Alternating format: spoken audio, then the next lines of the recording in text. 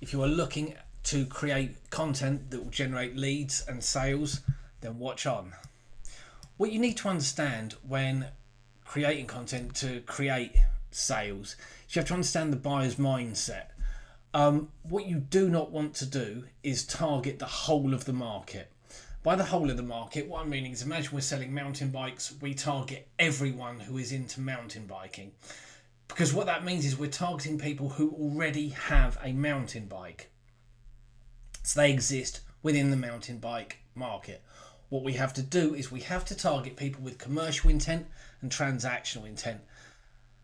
So commercial intent, they will have realised they need a new mountain bike and they'll be researching stuff like best mountain bikes.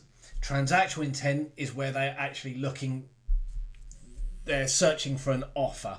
So they would be looking for something like brand name, model name for sale. So let's go a little bit more in depth into this. Commercial intent, they could be searching for product reviews. So they could search for, like I just said, best of or comparison sites. Basically, they're analysing what product to buy. They could be looking for specific features. So say they were looking for a SaaS solution, they could sit there and say SaaS solution with something or other. Or they could be looking for sugarless food.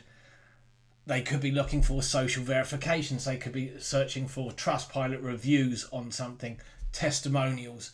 During this period, you have to have continuous engagement via email, preferably, and retargeting with the individual.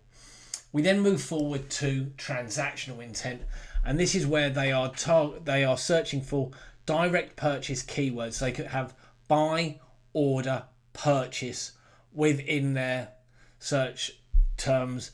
So they could sit there and say, I want to buy whatever, I want an order, I want to order some food, I want to purchase. They could be looking for discount or offer keywords, sale, special offer, etc. So they could sit and say mountain bikes for sale, special offers on mountain bikes. Or it could be location based, looking for a restaurant near, looking for a restaurant in, or solicitors in, lawyers in, and then a certain area. They could also be looking for product comparison, best under, best for year. So you could sit there and say mountain bikes, the best mountain bikes under, and then a number, the best mountain bikes of this year. Or it could be subscription based, subscribe to Netflix, subscribe to some food delivery. And these are the two places, these are intent. We then have, and this is where you can make a really decent bit of money and you can go straight to the top of the search engines, and these are called long tail keywords. So imagine we have descriptive long tail keywords. So imagine we were a dog food company, but we are a specialist one and we're a very small company. We do not really want to target the fathead keyword dog food, because our dog food is organic, gluten-free, and it's designed for small breeds. So we would target best organic, gluten-free dog food for small breeds. It is very niche. It will return very few hits, but if that is what your product is, you will make big money being the top of the search engine for it, and you will get there very easily. We also have question-based long-tail keywords. So, how to train a Labrador Retriever puppy to fetch.